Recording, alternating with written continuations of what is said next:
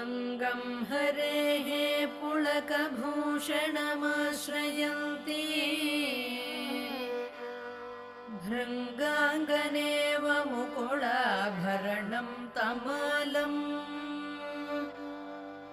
अङ्गीकृताखिलविभूतिरपाङ्गलीला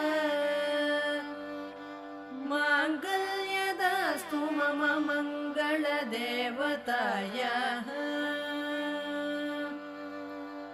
मुग्धा मुहुर्विदधति वदने मुरारेः प्रेमत्रपा प्रणिहितानि गतागतानि